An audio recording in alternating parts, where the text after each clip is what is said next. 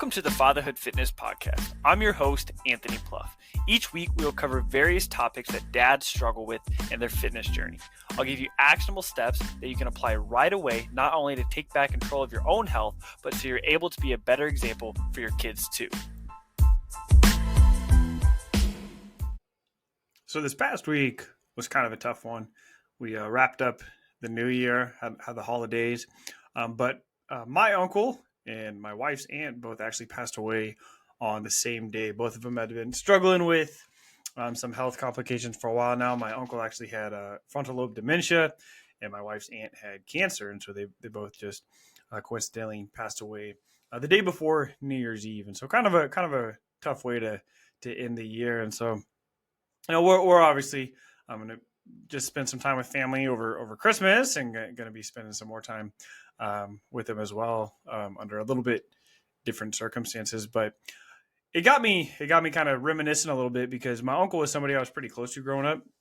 My cousin is the same age as me, and we were pretty much like brothers growing up. We spent a lot of time at each other's houses. He stayed at my house a ton and things like that. And so got to know them really well. And obviously, with my uncle kind of struggling with dementia the past few years, or it was, and we're not necessarily sure what the cause was. He was a firefighter, and so could have been some complications with that. Could have been some other things going on.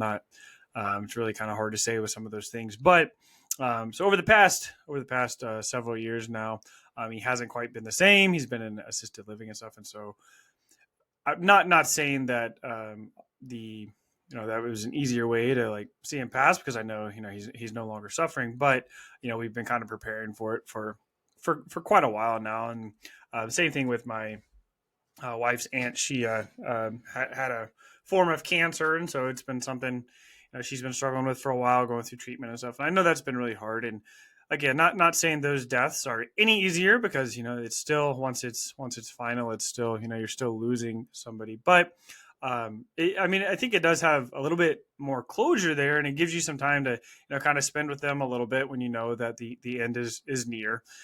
But over the past, I don't know, few days, I've really been just kind of looking back on some things. When I was in high school, my cousin and I went with my aunt and uncle to Mexico. I was fortunate to be able to go with them a couple times there. We went to a resort there. I worked when I worked to save up money to be able to go with them, and so that was a lot of fun to be able to have that experience. Go out of the country. I'm not sure everybody gets to do that, and so I know that was a great memory for me. And we ended up getting to go twice. Once after my freshman year of high school, and the other time was after my junior year in high school. And so those are, and then I actually took my wife there to the same resort on our honeymoon. And so those are some memories in that I'll always treasure, just getting to do that. And I know how fortunate I was to be able to do that. And one of the things that really always stuck out with me is kind of bringing it back here to, kind of taking care of yourself, your health and everything. Is we were looking at old pictures, and I found this one of my cousin and my uncle and myself, and we're all standing there with our shirts off. And obviously I was, quite a bit younger at the time, but we were all in, pretty good shape, and one of the things my cousin and I always joked about is they had hamburguesas con queso y papas fritas, so cheeseburgers and fries at this 24-hour snack bar. And my cousin and I would go, and we'd get like 2 hamburgers every single day. And then obviously you have like the all-you-can-eat buffets for lunch and stuff like that. So we were just constantly eating all the time. And I remember one of the craziest things is that when I got back home, I remember I stood on the scale and I had actually lost weight. And I remember telling my uncle that and stuff. We were kind of joking around about things like that. And it's kind of like, to me at the time, it didn't really make sense, right? It didn't really why, I'm doing these actions, and I'm getting these results, and they don't really add up. And I think sometimes we get frustrated with those things today, but there is a obvious answer for this when we dive a little deeper to it. And so that's what we're going to talk about today. We're going to talk about kind of staying active. What are some things heading into 2025 we can do to kind of get back to where we feel like our metabolism was when we were in high school, because it is very common to have the belief that your metabolism slows down as you get older. And although the research does show that yes, your metabolism does slow as you age, the change is actually very small. And so up until you get past 50, 60, 70, it's really not going down that much. And even then, it's very small, and it's something that you can actually make up for in the amount of activity you're doing. And so when we look back, maybe who you were in high school or maybe even college, if you were an athlete, um, there's a good chance that you were much more active than you are now, right? When you're a kid, you're outside, you're running around, you're playing all the time. You've got recess at school, you've got PE class, you've got all these things. You get to high school, you're in sports, you're doing whatever you're doing with your friends on the weekend. There's a lot of times, maybe you're walking to people's houses. I know for me, when I was in high school, I was riding my bike everywhere. I'd ride my bike to my girlfriend, who's now my wife's house. I would go walk and play basketball with people. I'd play basketball with people constantly. We're going to play football. We're doing all these things. We're still doing sports in school. And so we're just active all the time. When you get to college, maybe you have a little bit more free time, right? For a lot of people, college, you tend to have less class responsibilities as you do high school. So maybe you're going to the rec, the college rec, and you're working out. Maybe you're doing intramural sports. And so you're still fairly active. You're walking on campus, you're going to class, things like that. You get married, things start to slow down a little bit depending on what your job is, right? If you're on a construction site or something, then yeah, you're still moving, which is great. But chances are you're not moving as much as you even were when you were in high school, and so it makes it a little bit easier to stay active. Once you start having kids, you're going to spend time with them.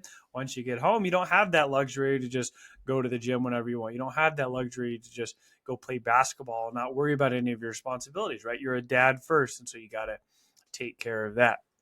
You have more than one kid, you got 2 kids, you got 3 kids, and now you're having to trade off with your wife, with making sure she's staying active as well. You can go on family walks, you can do all these things, you can play in a softball league during the week, but still, at the same time, it's just not the same, right? It's not the same as when you were younger and you were just moving around all the time. And so our movement starts to go way down as we get older. And the tough part is because if we look at our eating habits, there may be a chance that they're actually improved since the time when we were in high school. I know for me, when I was in high school, I knew nothing about nutrition, right? I didn't really know much about what protein is.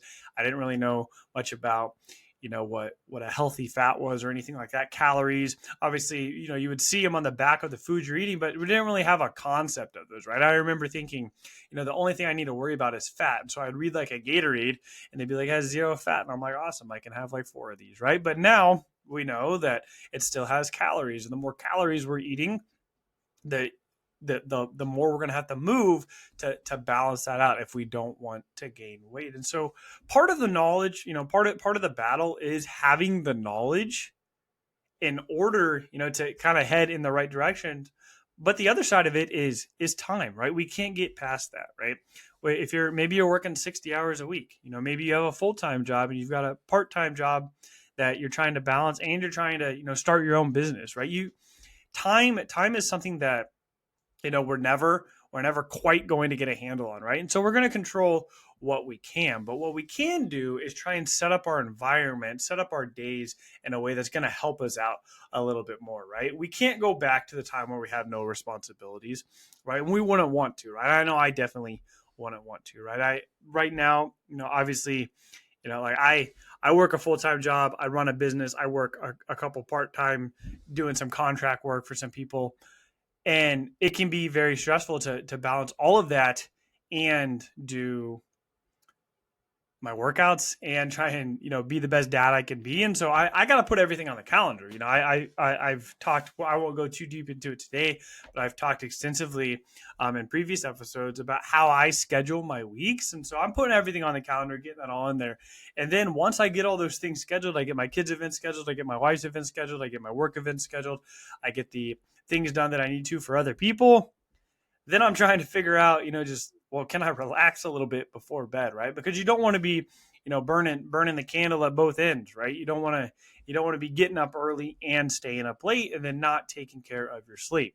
Right? That's a recipe for disaster. And so as we head into the new year here, let's see if we can just make it a little bit easier for you to just move a little bit more, right? You're, like I said, you're not going to be able to go back to a time where you're able to just go play on a soccer team, or you're able to you know go pick up basketball a few times a week. And maybe your schedule does allow some of those things, but chances are it's not going to be as much as it was you know 20, 30, possibly 40 years ago, right? And so we got to find what's going to work best for you now.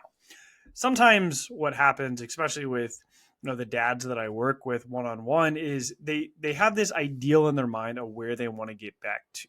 They want to get back to their high school weight. They want to get back to how they felt 30 years ago. And it may sound rough, but that person's gone, right? That person is gone 30 years ago. That person didn't have kids. That person didn't have the responsibilities that you have today. And so instead of trying to figure out how can we get back there, how can we make the best of you right now, right? So back to that story in Mexico. So we were my cousin and I, we were eating multiple cheeseburgers a day plus 3 meals. I came back, I weighed less than I did before, but what that doesn't show is all I talked about there was the food. What you didn't know is that now I didn't have a Fitbit at the time. I didn't have an Apple Watch. And so I guarantee you I was walking, 20,000 plus steps easily every single day, maybe even more. We were always walking everywhere we went. We were walking on the beach. We were walking to our villa, our hotel there. We're walking to lunch. We're walking to dinner. We're walking to breakfast. We're walking to the snack station. We're doing all these things. We're out in the sun. They have like volleyball nets. We're playing volleyball. There's a basketball court. We were playing basketball. There's a soccer field as well. We were playing soccer. There's bikes you can ride. And so we were just constantly moving all day, every day. And although we were young, we were both involved in sports. We were probably moving more then than we were when we were back at home in our normal routines. And yes, we were eating a lot of food and we were probably eating more than we normally did, but we were also moving more than we normally did, right? And so some of these things balance out, right? Now, it is a much easier and a much more sustainable approach when you're trying to lose weight to cut back on calories rather than just increase activity all the time, right? Because eventually that you're going to run out of time, right? Like we talked about, you're not going to have enough time to, maybe do a HIIT workout, maybe do a strength training workout, maybe just do, a low, steady state cardio workout, right? You may not have time to go ride the bike miles and miles each day, right? And so if we can cut back on your calories, which you're doing every single day, you're eating multiple times each day. If we can focus on nutrition first and then focus on the activity, that's going to be very helpful in helping you make progress. And so this year, instead of just trying to do it all at once, just focus on one of these things, right? If you've already been focusing on nutrition, you feel like you've kind of hit the end range there. Let's look at your activity, right? Invest in an Apple Watch, invest in a Fitbit. You can even get a cheaper pedometer if you have an iPhone. I think Android does too. I don't have an Android. I have an iPhone. The Apple phone will track your step as long as it's in your pocket, as long as it's on you. It's going to be tracking your steps. And so look at your average steps. If you're hitting 4,000 steps a day, let's make January's goal 6,000 steps. If you're hitting 6,000 steps already, let's make it 7,500, 8,000 steps. If you're already hitting like 12,000 steps a day, can we make that 15, right? The reason we're doing it so small is because it's not going to add a ton right now, right? I've talked before about when we're trying to grow, we don't want to necessarily just leave our comfort zone altogether, because eventually we're going to get overwhelmed. We're going to just kind of shut down and start back from square one. And so how can we just extend it a little bit? Keeping one foot in the comfort zone the entire time, we're just continually expanding the comfort zone. So if you're at 6,000 steps a day, this week, let's hit 7. If you're at 12,000 steps a day, this week, let's hit 13. It's not a huge difference compared to if you're at 4,000 steps a day right now, trying to get to 10,000 steps. You're literally doubling what you're doing, right? So that's, for some people, that can be very motivating, right? For others, though, it can lead to burnout very quickly. And so as you're setting goals this year, keep that in mind, right? Motivation is gonna fade, right? Your today's January 1 as I'm recording this. Your motivation is probably very high. New year, new you, right? That's awesome. I have the same thing. I have things that I want to change this year. I have goals that I want to accomplish, but I know right now my goals are my motivation is super high. And so once that starts to wane, that's when I really have to start to reevaluate things. And there's nothing wrong with that. There's absolutely nothing wrong with setting goals today, figuring out where you want to be, 6 months, a year from now. And then in a month, after you've had some time to figure out, is this going to work? Is this sustainable with my schedule right now? Do I need to tweak anything? And that is actually a great strategy. When I sign clients up, what we do those first couple of weeks, I always tell them, we're just feeling it out. You're gonna test out your workouts. You're gonna test out your nutrition. You're gonna test out all these things. Figure out what you feel like you can do, what you can kind of sustain, and then we're gonna adjust it from there. Right? When you start your New Year's resolutions, or maybe you're starting a new program, with a coach, you're very motivated right away, right? And so you have all these big goals, but then life's going to happen. Your kids' events come up. They're probably not in school right now, so maybe in this next week, the next week or two, they're going to go back to school after Christmas. Then all of a sudden they have a Thanksgiving, or not a Thanksgiving, a spring break, and then we have summer coming up after that. And so we have all these things coming up, and we have to take that into account when it comes to setting our goals, because it's not just about us, right? This affects your kids, this affects your wife, this affects your entire family. So yes, right now you may be able to work out every single day because you are motivated.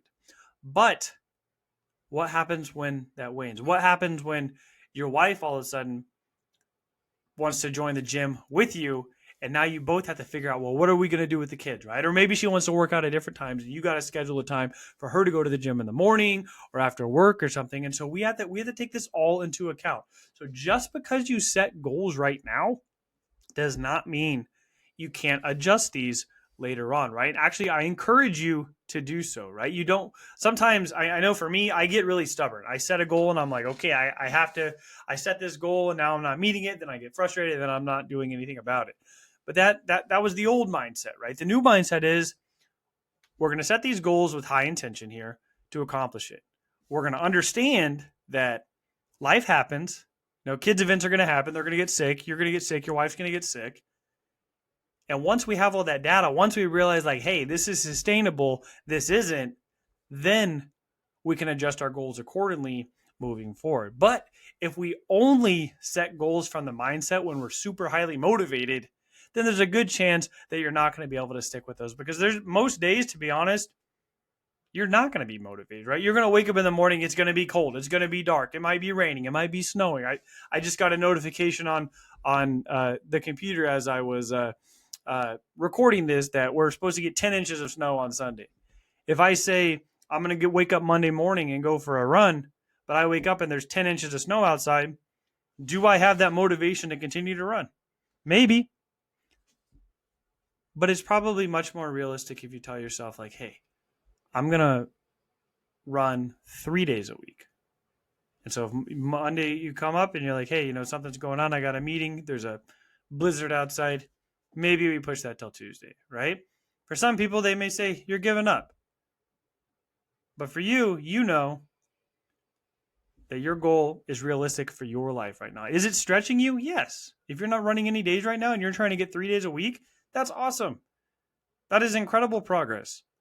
You don't have to work out every single day to have, that mentality that you're not going to give up, right? You don't have to just dive in. There's a lot of people, and I won't name names, but there's a lot of people I follow. There's a lot of people that I respect who, have this mentality where, they never miss workouts. They never do any, they do what they say they're going to do, which I think is very important. Don't get me wrong on that one. That is something, if you've been listening for a while, I preach about all the time. Keep the promises you make to yourself. But what I will say is that individuals who typically work out twice a day, who never miss a workout day, who are, what's the word I'm looking for here, are maybe a little too obsessed. I'll say it that way. A lot of times they don't have families, or if they do, maybe they're having some issues that you don't know about.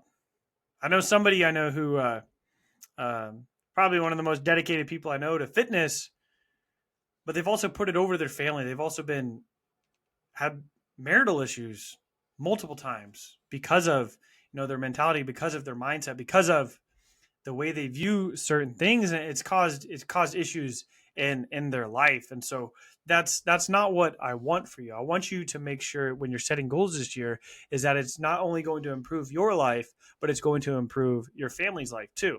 If you're setting goals to work out every single day and you never allow your wife to work out, if you never, you're missing your kids' events, you're not having meals with them during the day, then is getting in shape at all cost really worth it? I would say probably not then, right? Maybe you can only, with your schedule right now, you are working multiple jobs, you can only work out twice a week. That's okay. That's okay. We'll work from there. You have to be honest with yourself right now, right? And so find a little bit more time to move, right? When we look back, kind of taking it back to the beginning of the episode here, one of the most important things when you were young, when you were a kid, when you felt like your metabolism was much quicker, was that you were just moving more. You were being active. And so maybe that's your goal. Maybe your goal is to just be a little bit more active this year. Your goal is to, find ways that you can, get more steps in. I know a lot of people I know have the walking pads. They have standing desks and walking pads. I don't personally have a walking pad. I have a treadmill in the garage. I can bring my computer out there if I want to, but I have an exercise bike in my office.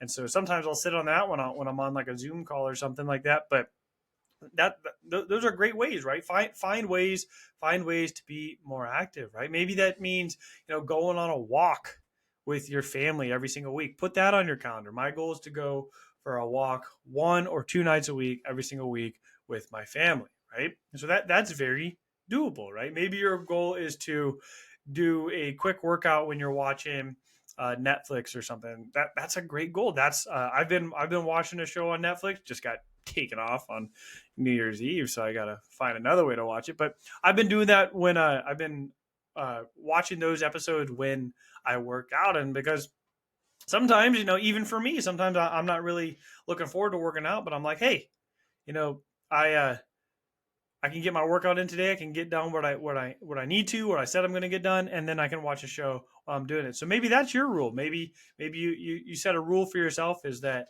every time you do cardio, every time you're on the treadmill, you can watch a certain show. That's when you watch the show. That's the only time you watch the show.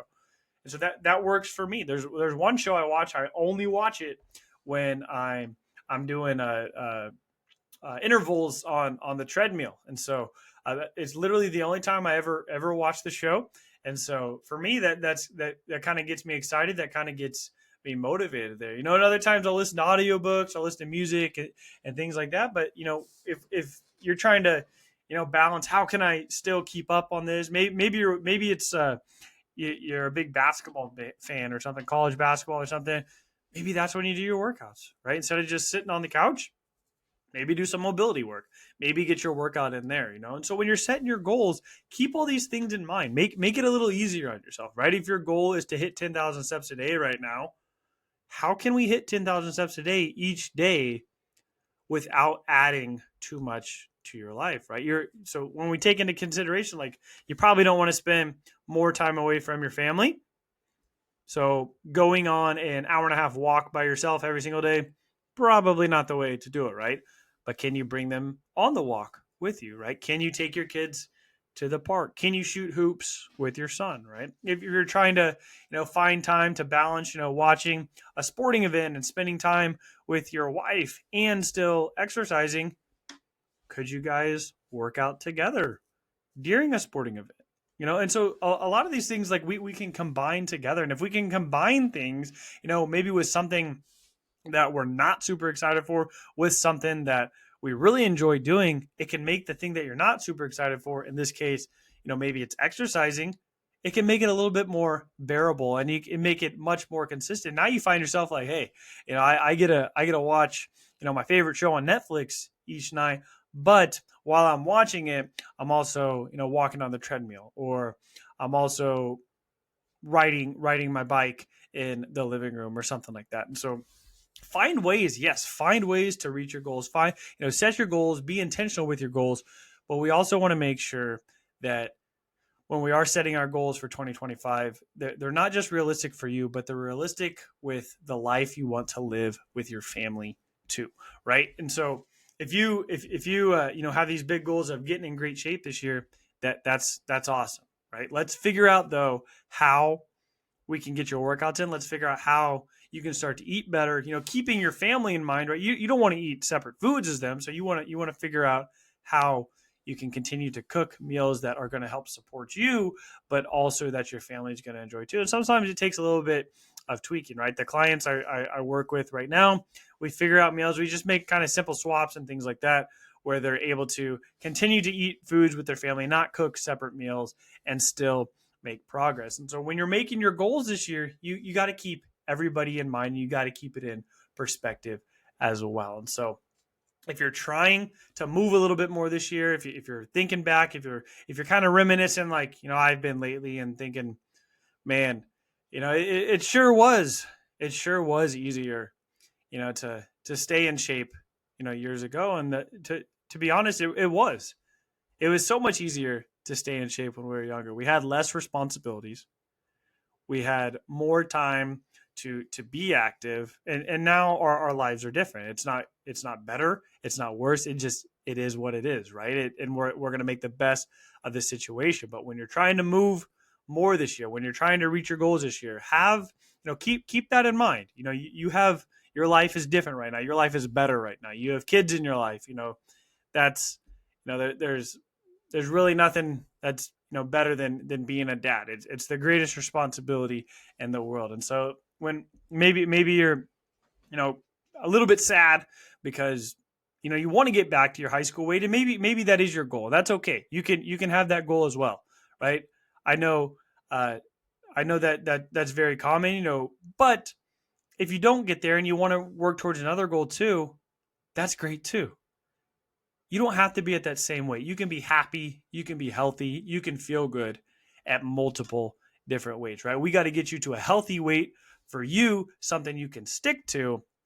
And that's gonna kind of go back to what we were talking about, where we got to figure out how to get you moving more this year. And so find something that you enjoy, find something that you can stick to around your work schedule and your family schedule and your kids' schedule, and then do that consistently.